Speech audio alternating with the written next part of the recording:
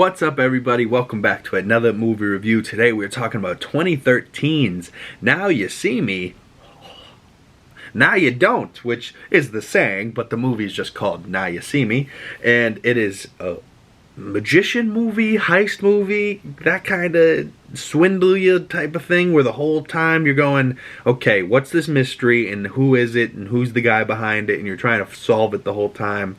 And I love these type of movies. I really do. I love them so much because I've seen this movie, right? And I know I've seen it because I've got to the ending now, right? Like, I watched it yesterday. I also watched Logan yesterday, the Wolverine movie with Hugh Jackman. That's kind of like an old man Logan story.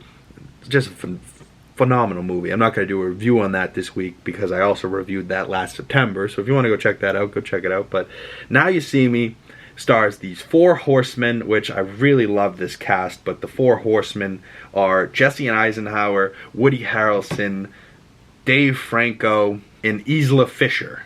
I think that's her name. But those are like the main four, and then you also got like Melanie Laurent, which is like Mark Ruffalo's partner. Mark Ruffalo is like this cop that's hunting them down, or FBI guy that's hunting them down. And then you got Morgan Freeman playing a guy that's trying to debunk the magicians and be the guy that tells everyone how the magicians did their secrets. And then there's people like Michael Caine, where he's the person funding the show, and also the guy that is corrupt and just one of those rich guys that they're trying to fuck over, which I love, you know, I really love it. But like, they're the four horsemen, and then they're being hunted down by Ruffalo and his partner, and Ruffalo is like this hard ass but also kind of a dumbass, and then she's like this cop that's from Interpol and kind of invading his whole American situation, but also she's like learning and knowing magic a whole bunch too. So I really love that kind of thing because they kind of have a little love story going on. So, right, they add that element to it. I'm in, right? Like, I already love these type of movies that are heist movies, but then they add a little bit of love element into it, and I'm fucking so in. But once again, you know, just the cast that I was saying, between adding Mark Ruffalo, Michael Caine, Morgan Freeman, right? Morgan Freeman, Michael Caine, Lucius Fox, and Alfred, Bruce Wayne's butler from the Batman Christopher Nolan series. So they're reuniting them back together. It was kind of cool to see them have conversations where they're not really friends, you know what I mean? Like, because in the Batman movies they were like friends, they're partners, they're helping Batman, you know, they're old associates, they know each other. They're kind of, you know, not really friendly. So it's kind of funny to see them chirp each other back and forth and kind of be snooty or sassy, you know. It's kind of nice to see them like that and funny. But Morgan Freeman, like, let's just talk about his voice and how amazing he is. Anytime he speaks, you listen. You know what I mean? You're like, oh yeah, what? God's voice? Cool, I'm listening. But he's like the debunking guy, right? And he had put this guy named Lionel Shrike, Lionel Shrike away, and he was like, well, not put away, but he was the first guy, right? So he does this whole TV series where he debunks how musicians did their thing and call them frauds and fraudulent people, right? So spoilers for this movie. If you don't want to know how it ends, get out of here. So Lionel Shrike was a guy that disappeared, right? Because he was trying to prove that he wasn't a fraudulent musician or magician, and he gets in a safe, puts in a river, and then the safe goes down to the bottom of the river and never to be seen again. We find out later in the movie that he's survived by his son. His son was mad at Trussler, which was Michael Caine's character, because his character was the insurance company that the guy used, and was some other things, right? Like, it just all tied together beautifully, and it was beautifully written. But what threw me for a loop is the guy that you're thinking the whole time, right? Because there's a guy that set up the eye, and the guy that set this all up and put these four horsemen, right? They were all individual four magicians doing their own thing, and all kind of had their own expertise, but they were all separate.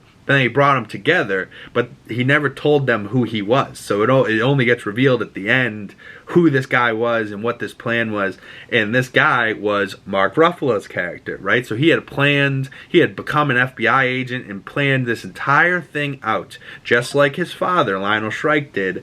And Lionel Shrike, I thought, was going to be the guy, and I thought he was going to be alive at the end. But it turns out he actually died in that stunt with the safe and the thing, because once he got down to the bottom of the river, the safe compressed and he was unable to get out of it because it collapsed on itself, and the structure of the safe was faulty, and the guy that was building the safe, or whoever was in charge of the safe, I believe was Michael Caine's characters, Trussell, whatever. So like it all tied together, and then Morgan Freeman, he puts him in bars, and they framed him for the whole thing, and he's like, oh, you would have had to be inside the whole time, and then all of a sudden he's like inside the whole time, and you're like, oh fuck, it was Ruffalo, right? Like, and the whole movie I'm trying to figure out, I'm like, wait, what happened, and then all of a sudden it gets revealed as Ruffalo, and I go, oh, I've seen this movie, okay.